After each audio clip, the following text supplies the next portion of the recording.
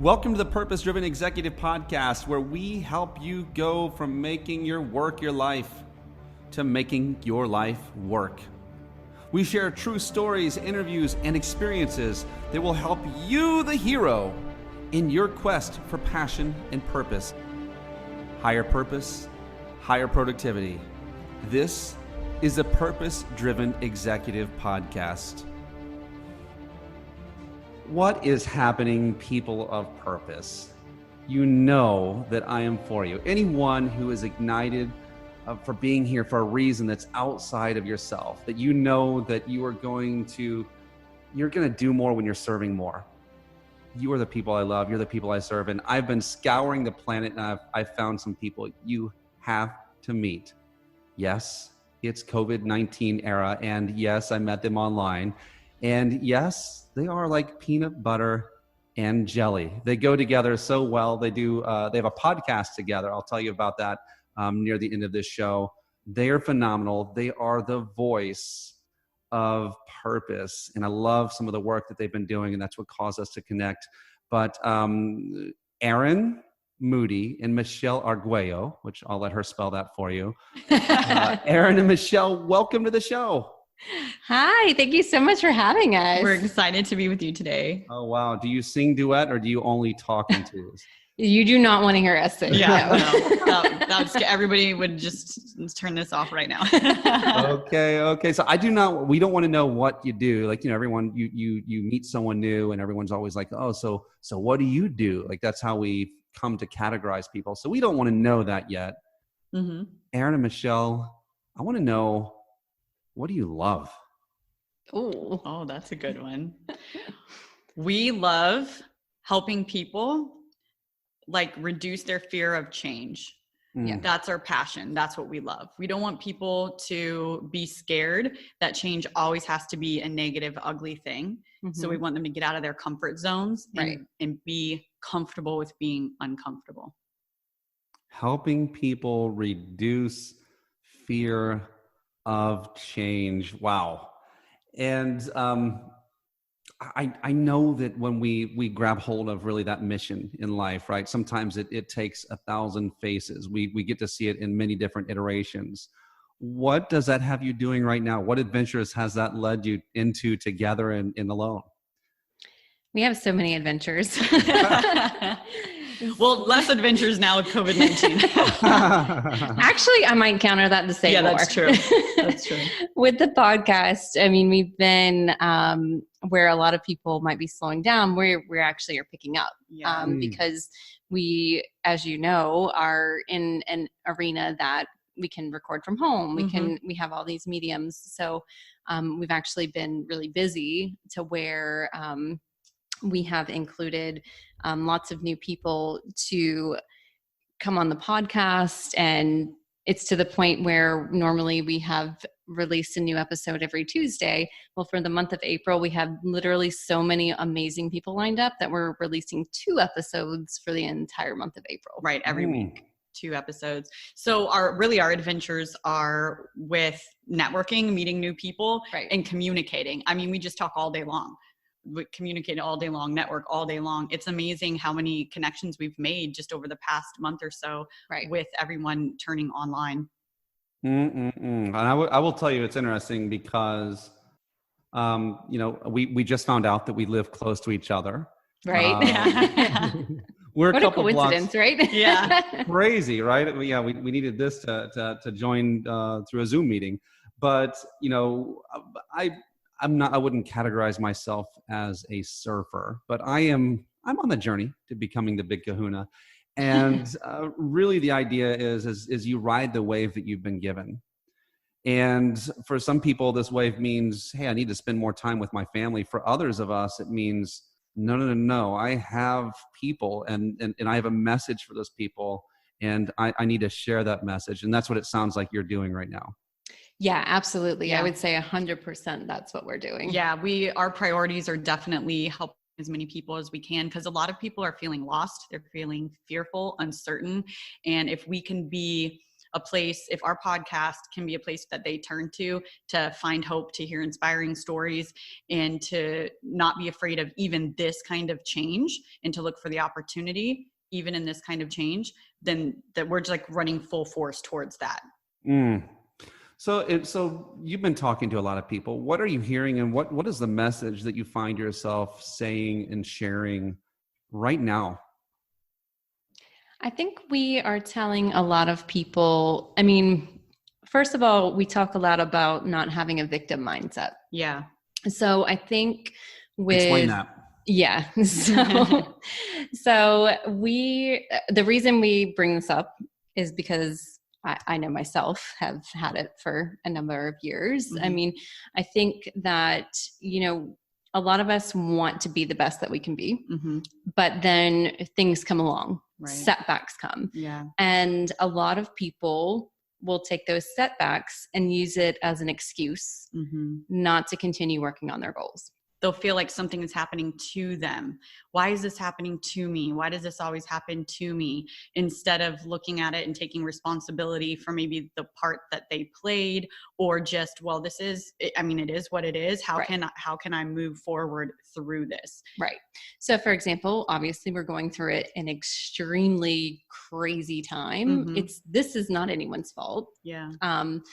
But you can either take it as a victim mentality, which is saying, oh, this is happening, I can't do anything towards my goals. Or you take it as, all right, it's happening. What do I need to do to pivot and keep working on my goals so I don't lose traction? Yeah.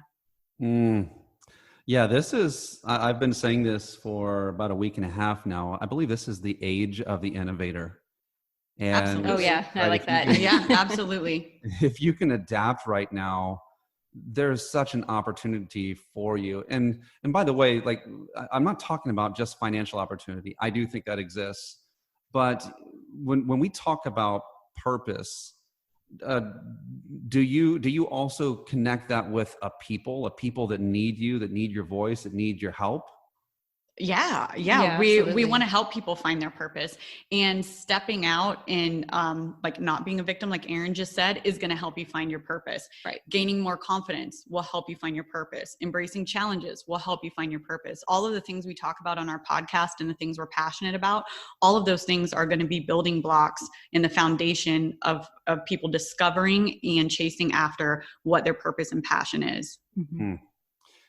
So I always think about like those moments that led us, to being that. And sometimes it's pain and sometimes it's inspiration.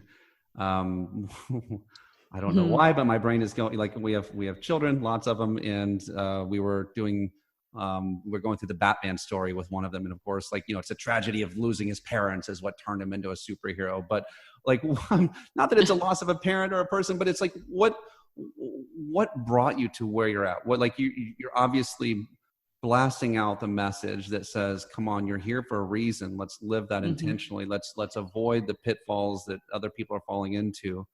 How did you come to that? Sure. Well, Erin and I have obviously different paths and different stories, so we'll answer separately on that. And then we kind of came together at a certain point in time and realized in our journey that we were in the same place.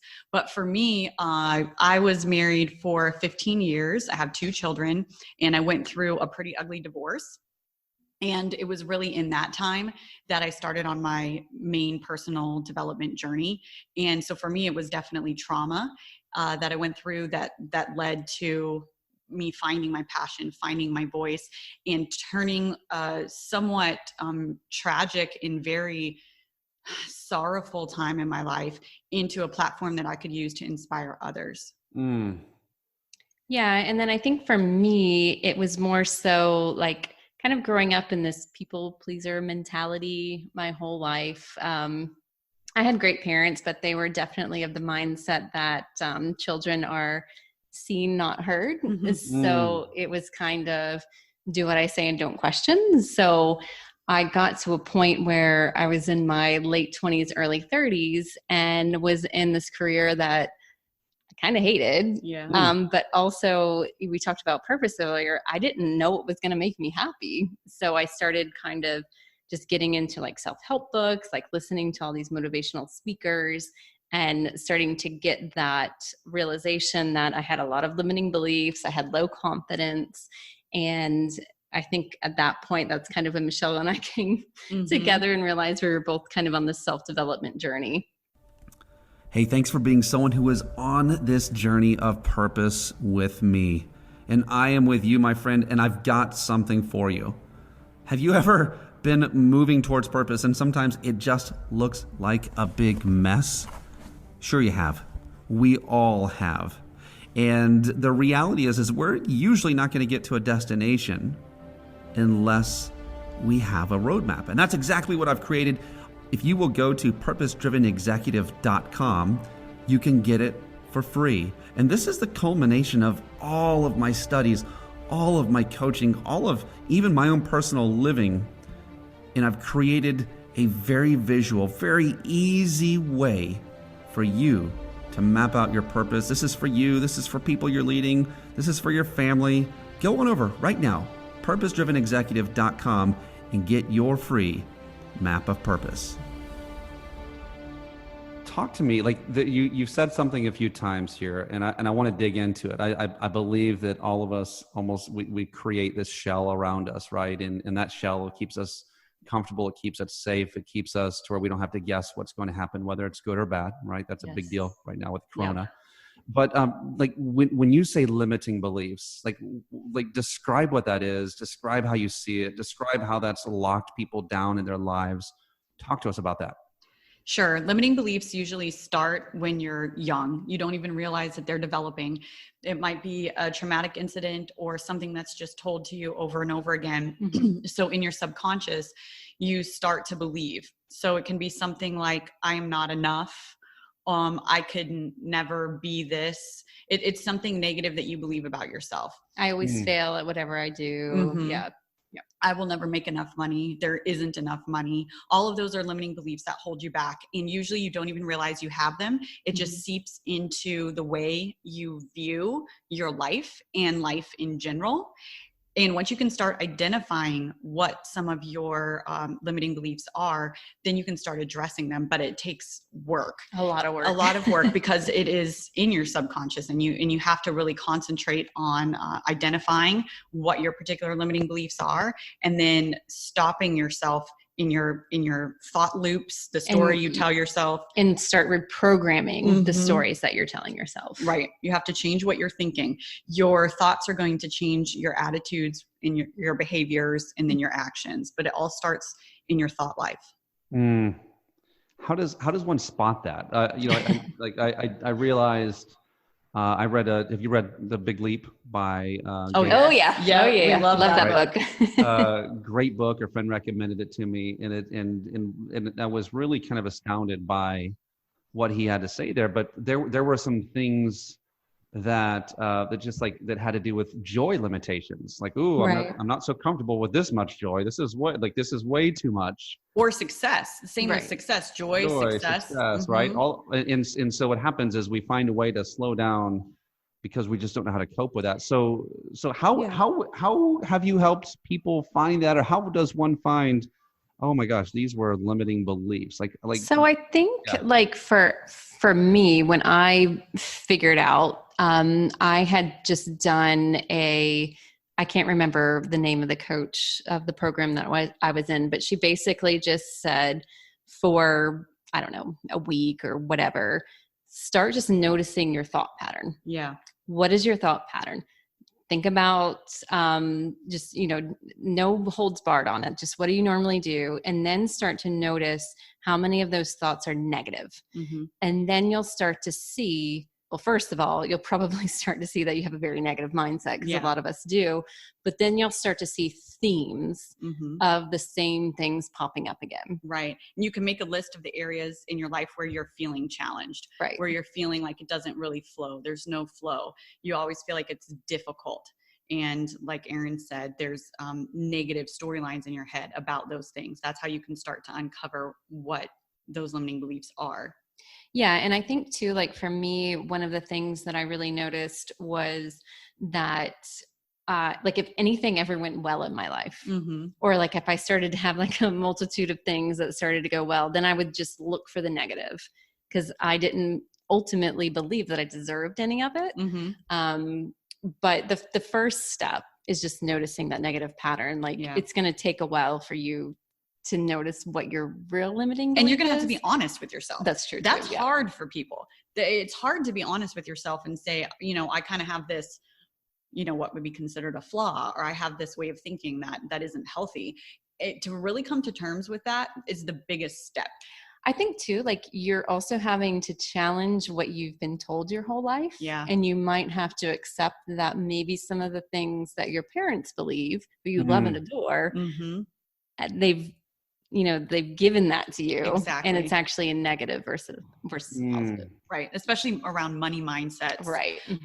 Success mindsets, relationship mindsets, depending on what you saw in your parents' relationships and things like that, how they handled money, how they talked about money. A lot of us grew up in a generation where our parents said money doesn't grow on trees. Yes. Well, unknowingly, they are setting a money mindset for you and setting a limiting belief that you have to work hard to get money, that money is not easily found. You know, all of those things create the story that you're telling yourself now that you're an adult. All right. So I'm going to cue you up. This is going to be our first, we'll go 1 to 2 minutes of fury here. So let's turn on the video. Okay. And this is going to be out there because I really want to hear, let me change it over to that speaker view. I really want to hear, okay, so let's just say someone has a limiting belief, right? They have this program that's been running, it's unchecked, and the question is like, is this serving you? Is this how you think? Is this how you feel? Like what's going on? How do we get the old programming out, and how do we put new programming in? Hit it. Well, you have to pay attention to what you're allowing in. So one of the ways that we talk about is using affirmations. So literally going out to YouTube, searching positive affirmations. Yeah. If you don't know anything that we say, search it. It's easy. And there's tons of affirmations out there. And an affirmation is going to sound like, I am enough. Right. And it's literally, you're telling usually yourself, it starts with I am, and you're telling yourself positive statements. Another huge thing that I actually just talked about on LinkedIn today was first of all, identifying negative people in your life, toxic people that are feeding you negative vibes, and limiting your time with them, which is really difficult to do. Yeah. But that's going to help you change your mindset. That's going to help you get rid of those limiting beliefs. What's feeding those beliefs? You need to get rid of what's feeding those beliefs. It could be people. It could be, you know, the story. It could be media. Media. Oh, guys, stop watching the news so much right now. All of that is going to be putting those limiting beliefs in your head and just feeding them. So you want to cut off from the source. Right. So after you've done that, then you can take the work to change your brain, change your subconscious. And Dr. Caroline Leaf wrote an amazing book, and the title is escaping me now, but it's about the neuroplasticity of the brain and how it can change. And if you do work for, you know, a solid 30 plus days, writing down what you want to change, concentrating on what you want to change, meditating on what you want to change, journaling. You have to do work that sticks in your brain and changes the way you think. But if you're willing to do those things, you will change your limiting beliefs. Okay. So I'm going to give you a for instance. So I'm going to take the example you gave a moment ago. Yeah. I grew up believing money doesn't grow on trees. And by the way, I did. Us too. Yeah. Right.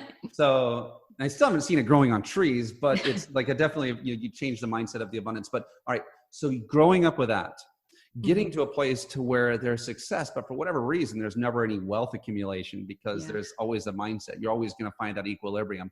Help me. Let's just say I came to you not knowing that that's what was stopping. I wanted to have wealth, but I didn't know like why I kept failing. So help me to find that old program and help me to put a new one in. Yeah, I think like for us, we've definitely grown up with that. We were both middle-class families that I think, I can't speak for you, but I know my parents grew up with nothing. Yeah. They both left when they were like 17 from poverty-stricken households. They made it. They got to the middle class. And I know for me, when I was young and married and had a small kid, they specifically my mom told me, oh, Erin, you're never going to make more than you make right now. Yeah. And at the time, my husband and I together maybe made $100,000. And I remember thinking to myself, Mom, are you serious? Like, no. Like, so if you want to change that, if that's how you grew up and you want to change that, so you're going to have to put actions behind it. Right. First, you're going to start with actions in your thought life, which is the journaling. Like I said, meditation. Some people are scared of meditation. It doesn't have to be scary. It's about sitting down with yourself. Right. And you can do guided meditation where someone walks you through what to think, or just sit and get quiet. Quiet your mind and focus your thoughts. It's all about focusing your thoughts. Where you focus is where your energy is going to go. So if you've identified that you have a money mindset problem, then you need to focus your energy on the new mindset you want to have. I am abundant. So if that's going to be your new mindset, instead of money doesn't grow on trees, you need to repeat to yourself, I am abundant. I live in abundance. Things flow easily to me. There's a lot of different lines that you can repeat. Write it. Kinesthetics is huge. Right. Meditate on it. If you find yourself falling away back into your old mindset, stop yourself. Yeah, challenge you yourself. Don't have to keep thinking that. You have to cut it off at the root. Don't allow yourself to keep thinking that. So you have to do things like that, and repetitively over time. Repetitively, consistently over time, and you will find that shift. If you have successes, when you have successes, celebrate those, even if they're small. So if you find yourself, like, you catch yourself thinking differently the way you want to think, oh, well, look at that. I'm changing celebrate that you finally found yourself naturally thinking the new way that you want to think. Yeah. I also think too, so my husband, for example, he refuses to meditate. He's not doing any of that. So for the people out there that are like that, we still think you should try it. Yes. But if you won't, I think another aspect that you could do is to start studying people who are successful. Yeah. Because you'll start to find those people weren't given millions of dollars. They started from nothing, maybe less than you have now, and they've made it to where they are. So you could do some case studies too. I love it. So if you have a negative mindset, maybe find someone who proves that wrong. Exactly. Or maybe they had a negative mindset and they're telling you their story of how they overcame. It is good to find mentors as well. Okay. So take me here, because this really goes into the place of habits. And I know that we have the place of intellectual thinking and then the emotional thinking as well. And sometimes one supersedes the other. Actually, usually it does. But developing habits, right? Yeah. Take me into this. Give me another couple of minutes of thunder on that, because I know that's something that you major on. Yes. And a lot of us say we're going to do something and we don't. I mean, right now we're locked in our house. Why aren't we learning instruments or another language? All these things we always said we wanted to do. And if we had the time, have the time, people. Go ahead. I saw the funniest meme the other day, just really quick. And it was something, I'm probably going to butcher it, but it was something like all that time, or I said I was going to organize my closet when I had the time, and it's been a week of quarantine, and I realized that was not the reason. So I think habit development is all about routines. Right. You have to set up solid routines, and you can't just have it floating around in your brain like, oh, I would like to do this. You need to write it down. You need to be very specific with what you want and why. And why do you want to do it? Yeah, let's talk about the why. You have to have a why. If you don't have a solid why, you're done. You're gonna, whenever it gets slightly hard, you're gonna quit. Yeah, exactly. So develop your why. Think about your why. Are you doing it? Why is it important to you? And what results do you believe you're gonna have if you follow through? That's your why.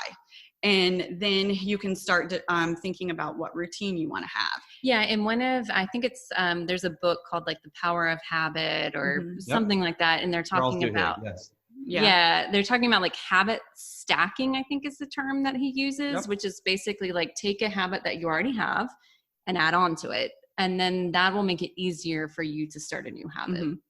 And a lot of times I think people stop when they come to those setbacks and challenges. So another thing we talk about all the time is embracing challenges and not stopping and quitting as soon as something gets hard. So that's another self-sabotaging limiting belief that people have, that when there's a setback, they can't overcome it. So you need to start believing that you can overcome it. Maybe you're going to fall down, just like with an addiction. Yeah, right. Maybe you're going to fall down. Maybe you're not going to be successful today, but that doesn't mean you can't be successful tomorrow. I think to take it a step further, you are going to have setbacks. You it's are 100% that you are. Yeah, you absolutely. have to have a plan to get back to that why and start again. And you have to be able to start again. Yeah. And so talk to me, because there's a program for setbacks too, right? So if I perceive them as something that that means I'm stupid or I suck or whatever, I'm always going to hide and run. If financially a setback always means we won't have enough, I'm always going to avoid that. So what filters can we utilize to appropriately attack or at least see a setback? Yeah, I think like one of the things that has been really helpful for Michelle and I is to have someone to talk to that thinks the same way or is like working on the same thing. So if you are surrounded by people who have the same negative mindset that you're trying to get out of, the chances of you getting out of that negative mindset are pretty slim. So you really need to step out of your comfort zone. Yeah. And start to find people that think the way that you want to think and start spending more time with them and less time with the people that have the mindset that you don't want. Right. Like, that saying, if you're the smartest one in the room, you're in the wrong room. It's kind of the same thing. If you're, you want to be with people who are going to help you get through it, not people with a victim mindset, like we talked about earlier, people that are going to lift you up. And then really key, you need to have less emotion and more information. Look at it factually instead of emotionally. Try to stand outside of yourself for a minute and don't get so entangled in all of the emotion of it. And that will help you overcome it. Yeah. And it's really good if you have people that you can talk to, because like Michelle and I do it all the time. We'll be falling back into our limiting mindsets and we can recognize it a little bit, but we'll have to call each other and say, okay, this is what I'm thinking. Yeah. And then ask someone. And then the other one is like, wait a second, like, what are the facts? Like, and then they help you kind of get through it. Right. And you can sit down and make a list maybe of options. Like, here's my setback. Here's the dilemma I'm having. I don't see a way forward, but I'm going to sit down and I'm going to think about it. And I'm going to make a list of options. Now, some of these options might seem unrealistic. Some of these options might seem crazy, or they're not an option you like, so you don't want to look at it. All of those things, write it down anyway. And once you start writing and flowing with that mindset and focusing your energy on that, you'll be amazed how new ideas and new options start coming to your mind. And you might discover something, a way to overcome it that you didn't know existed before.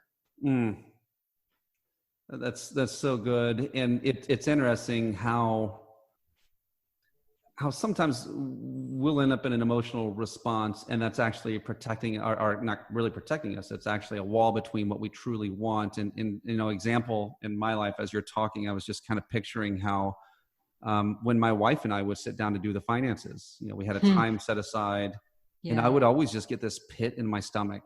Yeah. And it was always a negative thing. And actually that sometimes there would be fights. I would get annoyed. I was, definitely rubbing my temples. There was stress that was happening. It was real.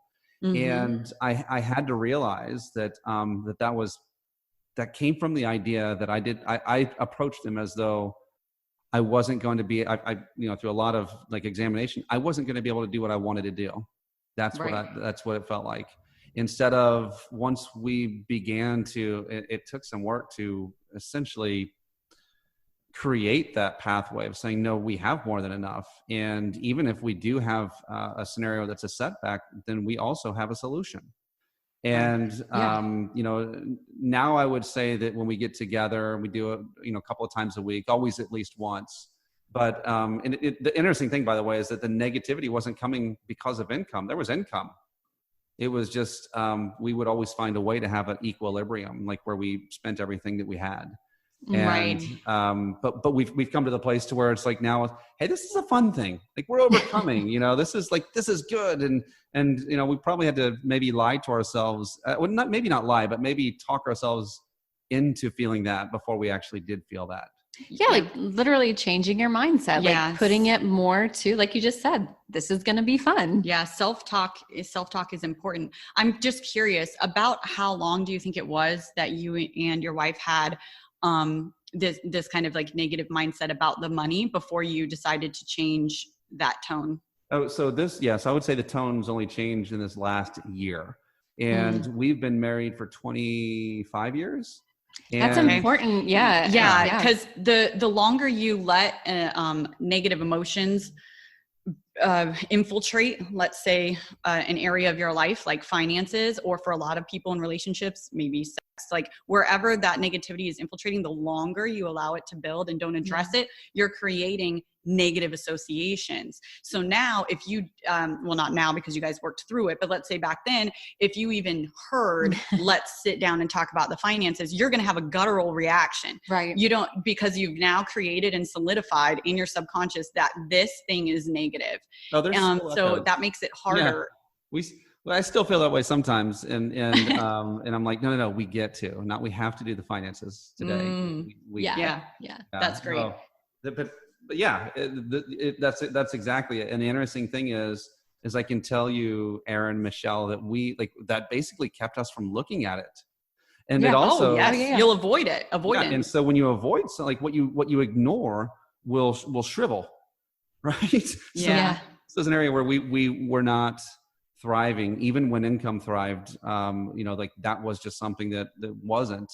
And, it's interesting. I think that if we look at something as though, hey, there may be a problem, but there's also a solution, and just knowing that it exists, I think is, at least for us, was like that first step. And a lot of people don't want to tackle it because it's hard. Right. You don't want to face something that is going to be tough to change. But if you do the work, think about how many more years you guys are going to be married. Right. And now you've put in the work so that, number one, you can stay married and this doesn't tear you apart. But number two, it's worth putting in that time because now you get this many more years of not having that be such a point of contention for you. So even if you're looking at something taking a long time to change, how many more years do you have to live with that thing changed? It's worth putting in the time. Yeah. And the effort. We can create what we want to create. Mm-hmm. You have to, there's definitely some courage that, for sure. And you definitely have to look at it and choose to say, nope, I see the solution. So take me here, Michelle, Erin, I have daughters. We have 3 daughters. Mm-hmm. And this isn't a daughter only thing, but this is definitely something that we've had to work through with our daughters, maybe a little bit more, at least 2 of the 3. Than with our sons. And you both kind of shared that you came out of something, and then you stepped into something. But talk to us a little bit about confidence. Why is that important? How does someone who hasn't had it, how do they gain that? Just share with us. Sure. Well, we can tell you how you gain it. Well, a couple main ways how we gain it. One is taking action. Right. You have to take action. You have to do things that you think are uncomfortable and put yourself in uncomfortable situations and become comfortable with them. Like talking in front of people or even talking to you now, this would not always have been comfortable for us. Right. And maybe we didn't want to do not this, but like when we started our podcast, just speaking in front of people, we knew we had something to say, but we didn't have the confidence to speak with authority. Like we had who something. Are we who are tell people this? Exactly. Yeah. But the more you do it, the more confident we become. Right. So whatever it is you want to get better at, whatever it is you want to have more success in, or just your personal image of yourself, do things that put you out there. Take action. Yeah. And I think that, one thing that we learned is that you have to start before you're ready. Mm-hmm. One of the aspects that Michelle and I both have struggled with is this idea of being perfection. Yeah. So before we started the podcast, like, I'll be honest, it took us a year of talking about it before we finally started it. And then finally we listened to enough successful people on audiobooks and YouTube videos that everyone said, you have to start. Yeah. Just start. It's going to be ugly, but just start. And then you gain confidence as you go. So just starting what you want is going to help you gain confidence. If you always shrivel back and always stay in your comfort zone and always stay where things feel safe, then the confidence is not going to grow because you're not putting yourself out there at all. And then I think too, like you have to, like we said before, you have to get rid of those people that are bringing you down. Yeah.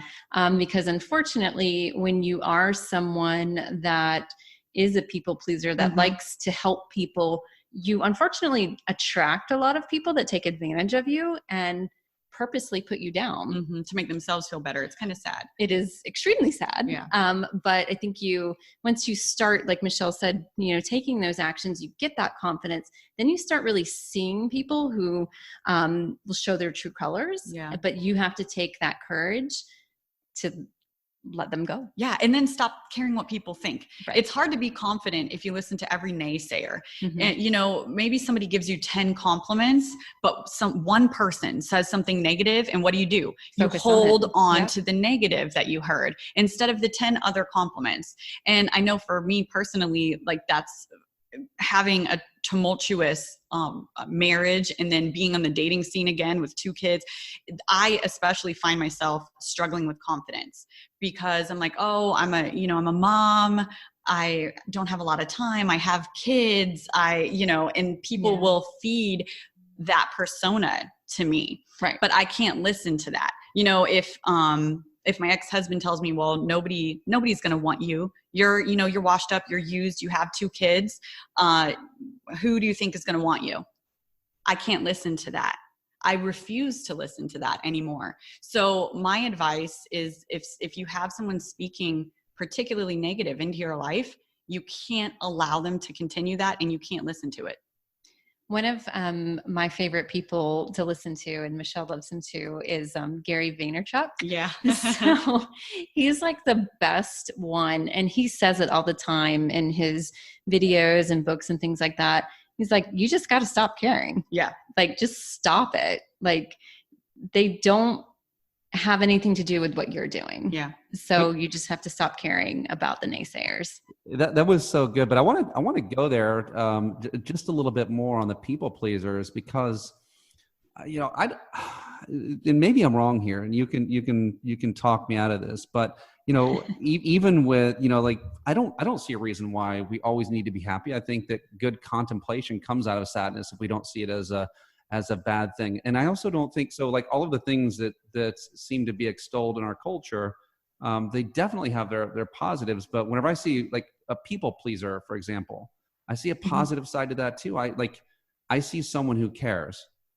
So people pleasing, when we say that, it's sacrificing your own happiness in every way to make another person happy. And not in a healthy balance. Right. So if you're like what you're saying, people, it is positive if you want to help people, you want to make people happy, you want to serve, all of that is healthy and it's wonderful. But when you're doing that to the detriment of yourself and the people that you love, particularly if you're doing it for someone toxic, then that's what we're talking about and as a negativity. Yeah. And I agree with that, but I always feel like that sometimes, so whenever I get to work with the people pleasers, they're like, oh, I'm just such a people pleaser. And it's like, okay, time out.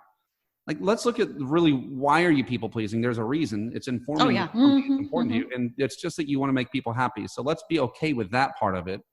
Now let's set boundaries and all of the other things that keep you from being taken advantage of. But, absolutely. Absolutely. And Michelle and I, to an extent, we're always going to be people pleasers. Yeah. We're in a business that's trying to help people. Yeah. But like you just hit the nail on the head with the boundaries. That's extremely essential. Yes. And we have a whole podcast episode just on boundaries.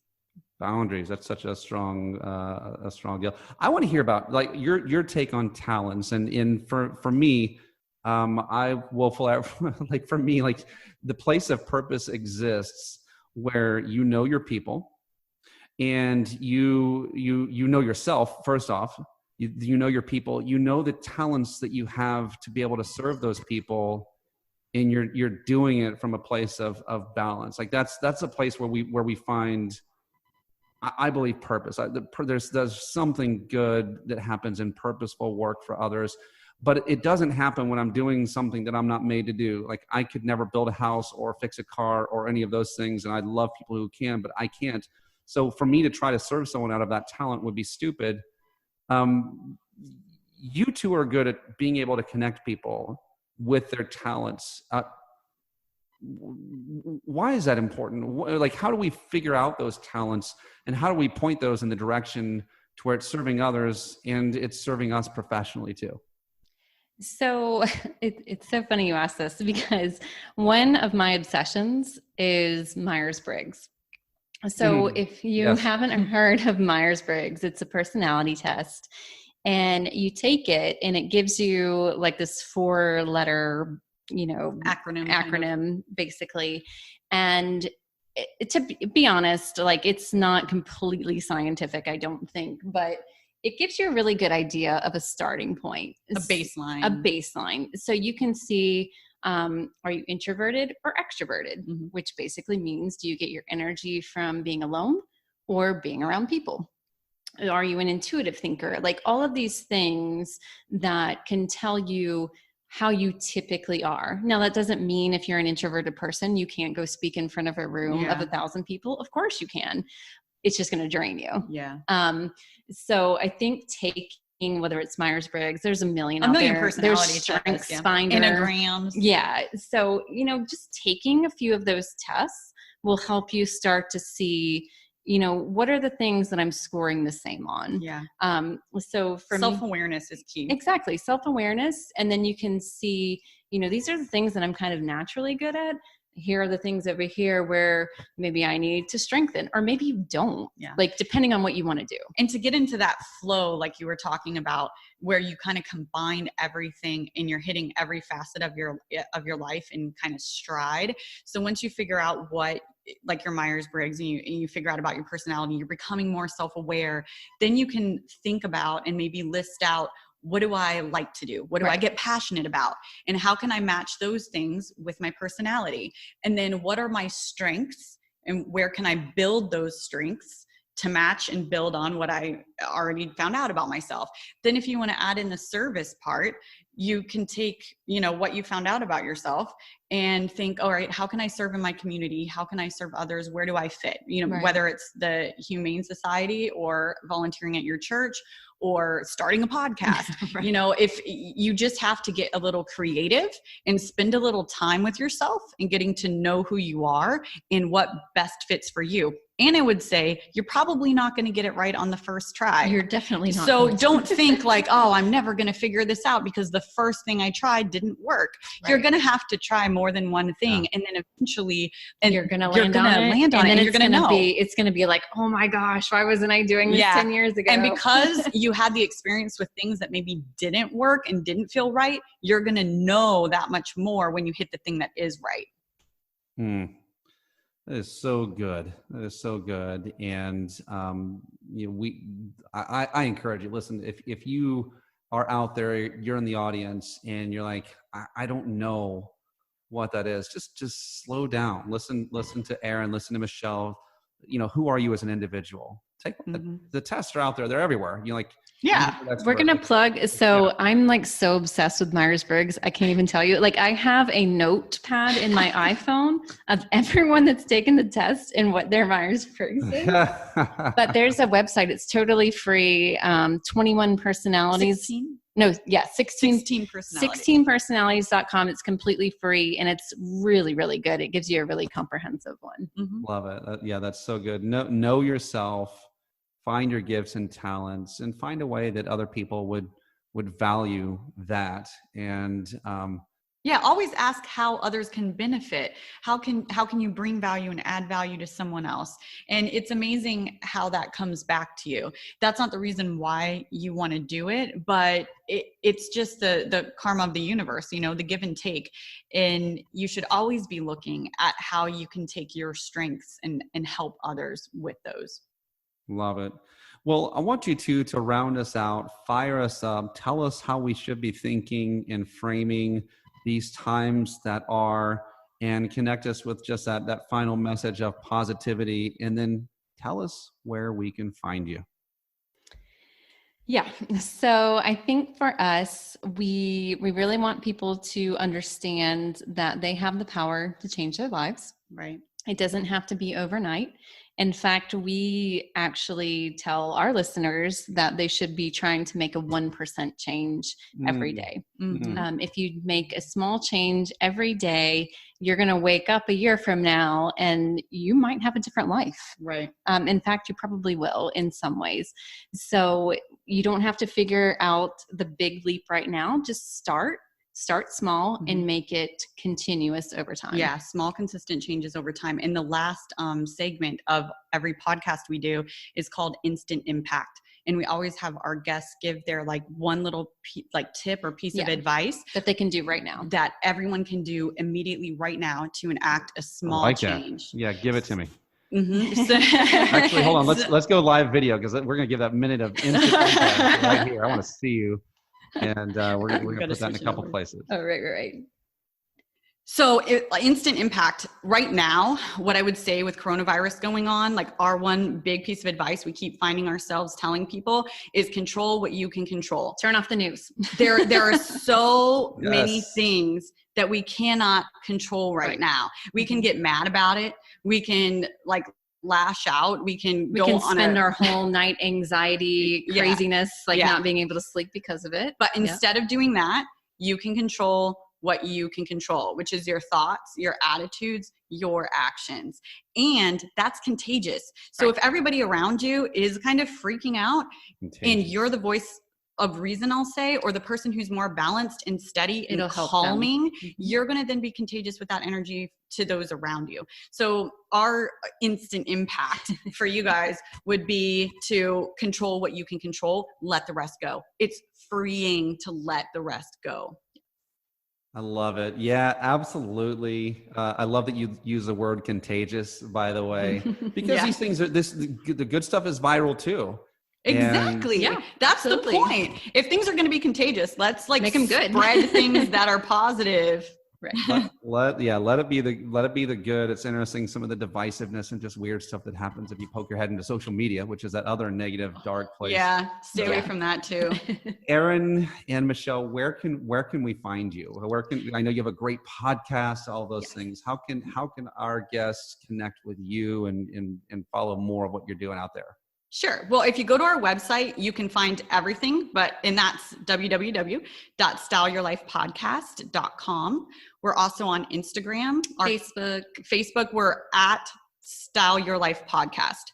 That's on Facebook and Instagram.